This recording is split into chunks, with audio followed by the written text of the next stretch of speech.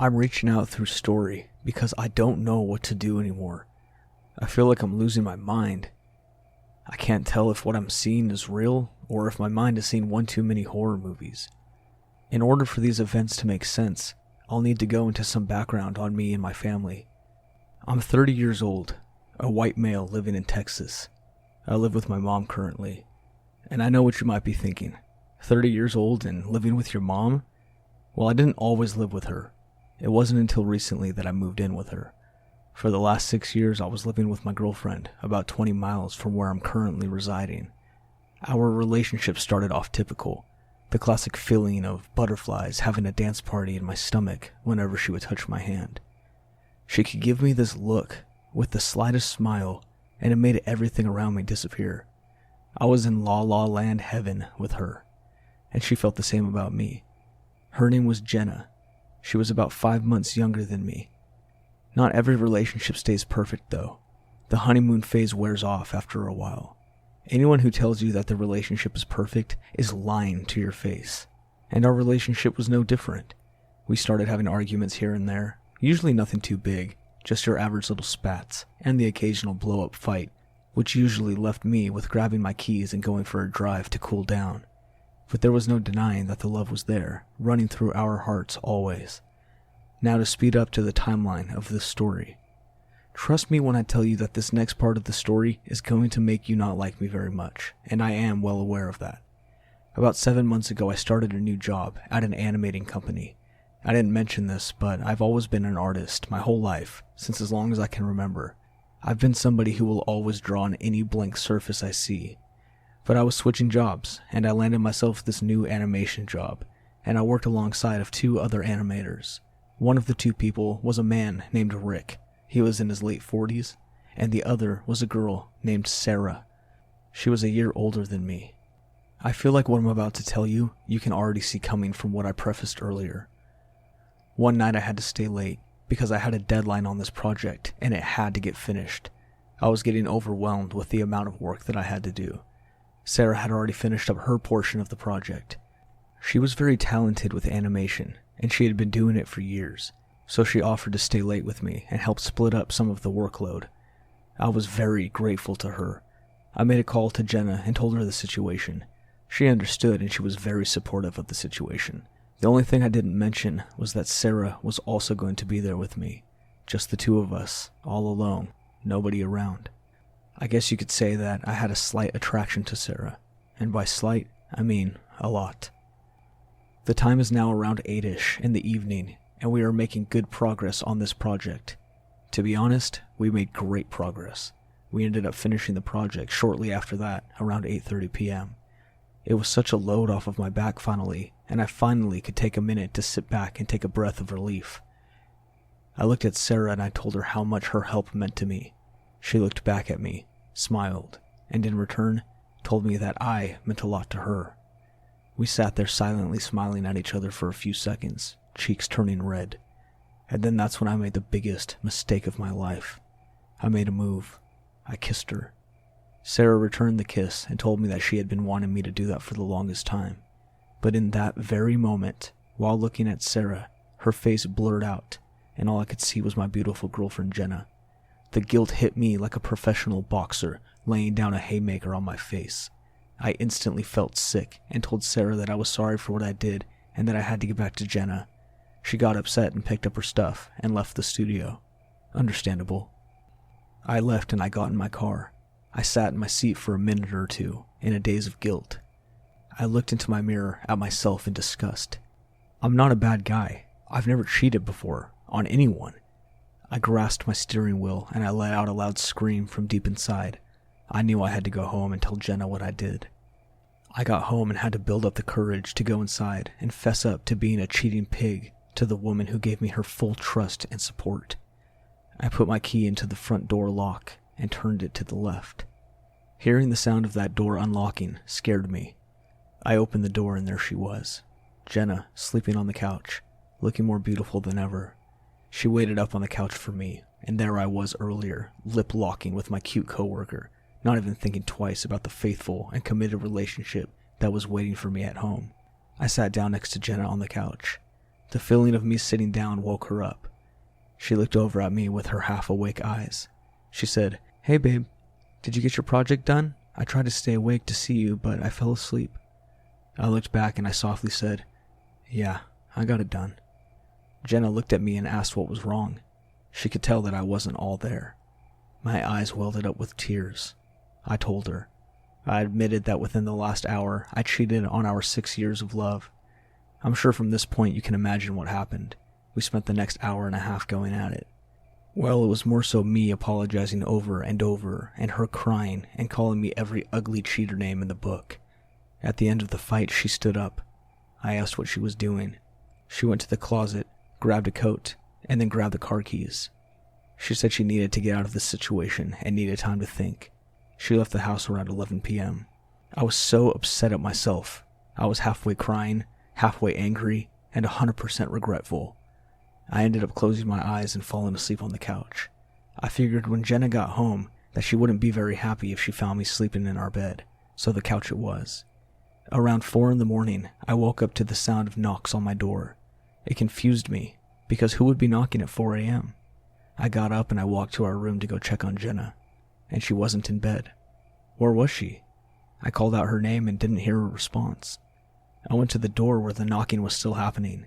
I opened the door, still being in the same clothes from the night before. I opened the door to the presence of 2 police officers. They looked at me and asked me, "Does a Jenna Scott live here?" I said, "Yeah, but she's not here right now. Why?" They asked to come inside. They had me sit down. They informed me that Jenna was involved in a car accident, and she had passed away. My world came to a stop. I can't begin to tell you what it feels like to receive news of that nature. They apologized and went on their way after giving me phone numbers and cards. I'm not going to get into the deep emotions I had over the next few days. The only thing that I'll mention is that I felt 100% inside of me that her death was caused by me. The reason being that I cheated on her. I told her, and she left the house that night because of the hurt that I put her through. The last moments of Jenna's short life were spent in pure sadness and hurt because of me. Fast forward to now. The reason why I'm reaching out to anybody who will listen and might be able to help me.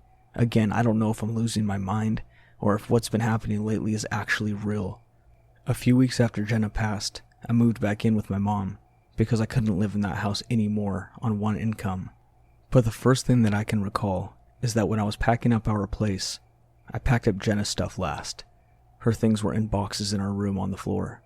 I had a few of my buddies and my brother over to help me move, and we loaded everything onto the U-Haul before we grabbed Jenna's boxes. But the thing that I cannot explain is that when we went to go into my room to grab her things, all of her boxes were open and her stuff was thrown all over the room, as if a raccoon were throwing garbage everywhere looking for some food. Her clothes covered the floor and her stuff was everywhere in between. I turned to my friends and demanded to know who did this. They all looked at me with confusion. They started looking back and forth between each other, wondering who did it. I was getting boiled with the lack of response from all of them, but they all swore that they never even went into my room. It was unexplainable, but without anyone admitting it, there was nothing I could do except accuse somebody. And I loved all of those people. I would never accuse them without proof, so I let it go. I moved in with my mom and I took the back bedroom. But then more things started happening. The next thing that happened could be explained, but I just don't know how yet. I somewhat started decorating my room to try to feel more at home.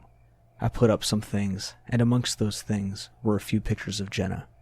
I stared at those pictures for a while, with tears making my eyes misty.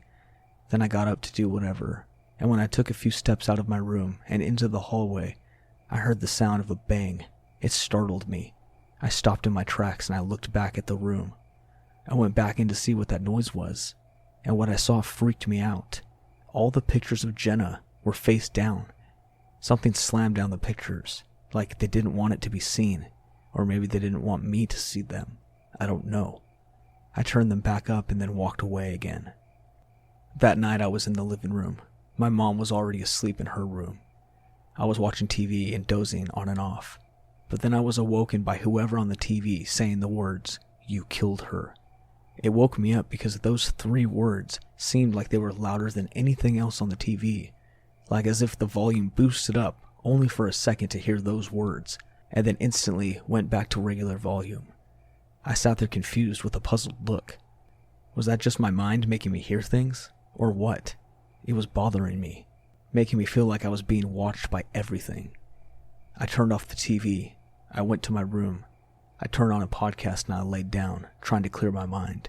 But it seemed like every other word on that podcast was the word death, or kill, or murder.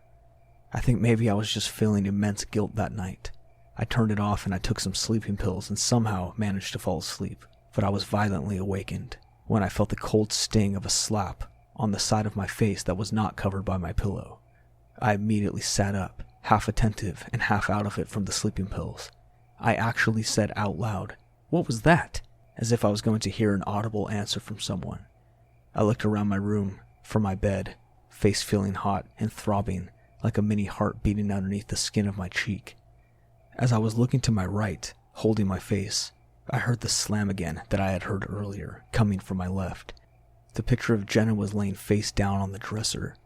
My eyes started to widen, and my pupils zoomed in on that picture like a professional photographer's camera lens. And then slam! Another picture of Jenna's slams down. I jumped like a cat that somebody startled from behind. I covered my face and started repeating under my breath, "This is only in your mind. This is only in your mind." And then the final third picture of Jenna flew off of the dresser as if somebody slapped it across the room. I gasp loudly and quickly leave the room and go to the bathroom. I look in the mirror and see that I have a handprint-shaped welt on my cheek. I can't do this anymore. I lock the door behind me and turn on the shower. Maybe these sleeping pills hit me too hard. Maybe I'm having a reaction. A nice hot shower might bring reality back to my mind. Maybe it's worth a shot. I strip down and I step into the hot shower. I'm standing there scared out of my mind and also overwhelmed and almost on the verge of tears. I stay in the shower for what has to be about 20 minutes. I don't even think I washed any part of me. I think I just stood there, one hand on my face and the other hand on the shower wall as support for my quivering body. I finally have my heart rate back to a semi-normal beat, and I turn the shower knob to the right and the water comes to a stop. I get out of the shower. The room is full of steam. I forgot to turn on the fan. I grab a towel. I go to the sink and I run the cold water. I want to cool down my face before going back into my room. I fill the inside of my hand-shaped bowl with water and splash cold water over my face. I let the drips fall into the sink, and I take a deep breath while looking down. I look up to stare myself in the eyes, and then from behind me, barely visible in all the steam, I see a woman standing behind me. I loudly gasp and I turn around to an empty bathroom. There is no one there. I slow my breathing back down while looking behind me, and then I turn to look back into the mirror, thinking my mind was playing tricks on me. When I turn around, I see on the mirror a handprint mark swiped across the foggy mirror, and written in the condensation was the word Sarah. I ran out of the bathroom, barely wrapped in a towel, and I sprint down the hallway to my room. I threw on whatever clothes I saw first, clean or dirty. I grabbed my car keys and I just started driving. I don't remember where I went and how long I was gone, but I remember not even coming home until the sun was already out the next morning. I'm telling this story now because this was last night, and I don't know whether my mind is playing tricks on me or if Jenna is back, whether she's a ghost, a spirit, or whatever you want to call it. But if it is Jenna, it's not the Jenna that I knew.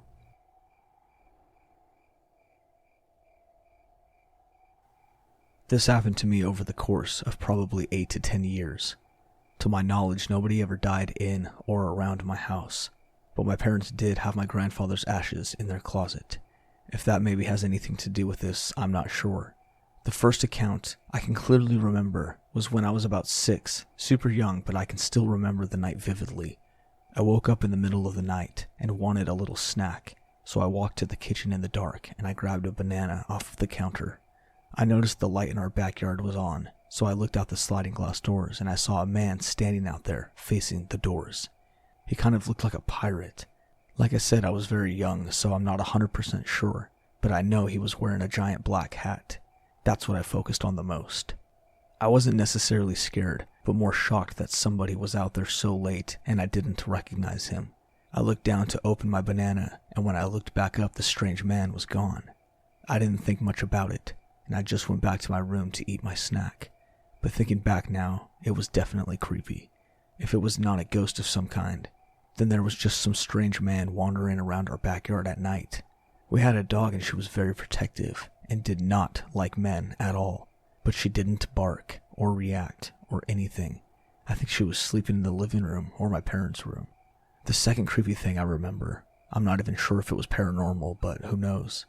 I was about 7 or 8, and my brother would have been 10 or 11. Our mom left us alone for a few hours while she took our little sister, who was 4, grocery shopping with her. It was very rainy. It was a stormy day, so I figured it was probably easier for her to just look after one kid in the store, and we were old enough to watch TV and not get into any trouble when she was gone for a little while. Our dog started going insane at that window in the living room that faced the front yard and the street. We live in the suburbs. There's lots of houses around us. My brother and I, curious about what the dog was freaking out over, went to the window and peeked through the blinds. We saw somebody dressed in all black, literally looked like somebody wearing a black gimp suit or something, crouching in our tree branches outside the window. We watched for a few seconds, and then whoever it was must have been scared off and then jumped out of the tree and ran to my neighbor's house and jumped their fence. My brother and I called my mom, and I told her about what we had seen, and she came home as soon as she could to make sure that we were safe, and we never found out who or what that was. The reason I think this might be paranormal is that nobody's house was ever broken into, and that person or thing moved with almost superhuman speed.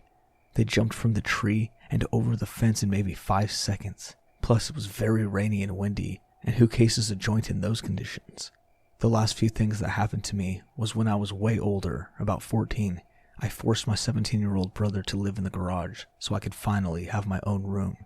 My 11-year-old sister and I shared a room since she was born, and she was a slob, and I would constantly be blamed for her messes.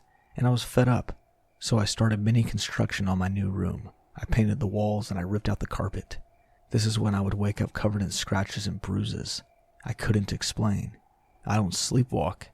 I don't sleep on my side and sometimes turn over, but I don't do anything crazy. And I never had long nails, so I didn't scratch myself. The night that I would stay up late, I would hear weird scratching in the walls, and sometimes banging. Nobody else ever heard anything, though. I also would sometimes feel a weird sensation, like I was being watched or listened to when I was all alone. I would also hear my mom call my name when I would be home alone walking around the house.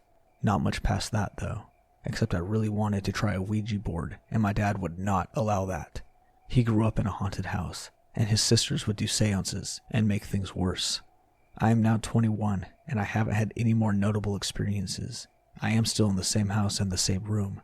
I really just tried to not acknowledge whatever it was in hopes that it would stop, and it did, for now. So if there's any experts listening, what do you think?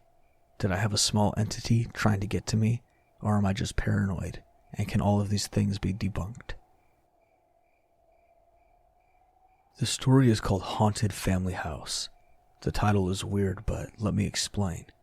My family currently lives in Virginia, but we came from Mexico, Puebla. We owned a big house with 3.5 floors. One never got finished. And in our property, there's been many times where the supernatural has had contact with us. I'm not the strongest believer, but these are some of the stories from our house. This one comes from my mom as one of her strangest experiences. She was home alone working in the kitchen when she heard a baby cry out of nowhere. My sister was little back then, but my mom had seen her go to school with my father. While walking upstairs following the noise, she thought that maybe my sister came home, having argued with my dad, and she just didn't hear it. She followed the cry into 3 rooms. Each time the sound changed locations, until it led to one final room, my sister's. She assumed she was correct and started calling for her. She heard it coming from her closet, and she walked in. My sister had a huge closet, a long hallway with 2 doors, and a single light bulb. She walked in the first part, and heard it coming from further down, so she followed it deeper in. The light wasn't working then, so she reached into the darkness, and heard nothing. The crying stopped. 2. My parents were in the kitchen having coffee and talking. Our kitchen had a table in a sort of separate room next to it.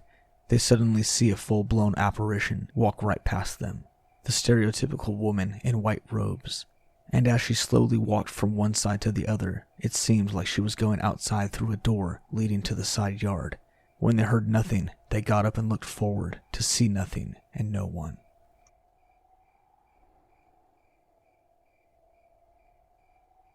I once saw somebody post a more positive ghost experience, and I wanted to share mine too. When I was in middle school, we had this dog that had been in my life for longer than I can remember. He was the best dog in the world, and beautiful too. A German Shepherd Chow Chow mix. He was an amazing guard dog and protected everyone in our family with his everything, which eventually cost him his life.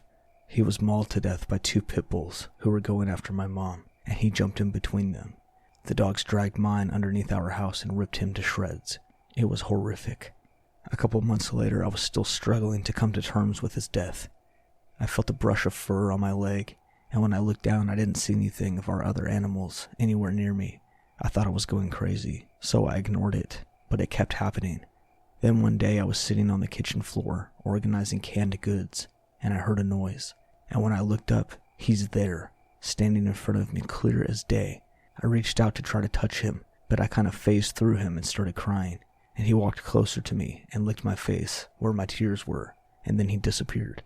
Ever since then, before we moved out of that house, I would feel him around me, brushing against my legs, or jumping into my bed with me at night like he used to do when he was alive.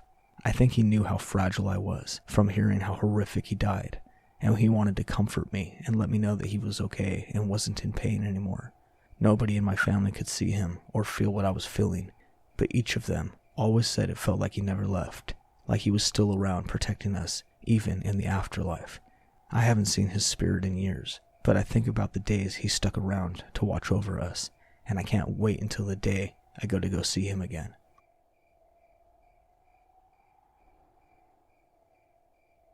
My bedroom is in the attic level of my parents' house. The walls are slanted, as it is just underneath the roof. On either side of my bedroom are 2 separate attics, each accessible via small wood doors. One door is in the hallway, blocked by a heavy wooden dresser, and one is in my closet. When I was in middle school, I had trouble sleeping. I would lay awake until 3 a.m. at least, completely unable to sleep.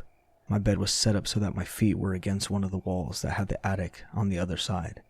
For my whole life, I would hear weird things from the attic. My parents chalked it up to normal house sounds, a bird or a mouse that crept in, or anything else benign like that. Lying awake one night, I remember feeling this intense unease. I was terrified to close my eyes, and I hated how I couldn't stop watching the closet door. All of a sudden, there was this loud knocking coming from the walls at my feet. It knocked several times, at least 3, and then it stopped. It was loud and deliberate, like a person.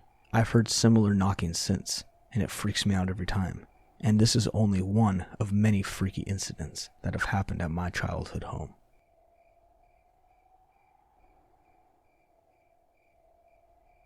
When I was in high school, I was staying at a friend's house one night. They had 2 spare bedrooms because his sister had moved out to go stay with their mom, and the other was his grandmother's before she passed away. Late one night, as we were in the kitchen looking for something to snack on, we started to hear the squeak of a rocking chair coming from the grandmother's room.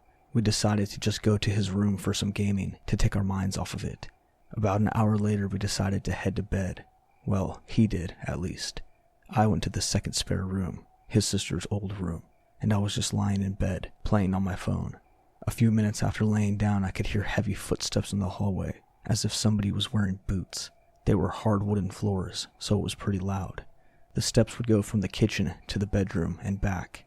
This continued for about 10 minutes. Finally, the steps stopped, and a quick side note, whenever a car would pass by, the headlights would shine directly into the room.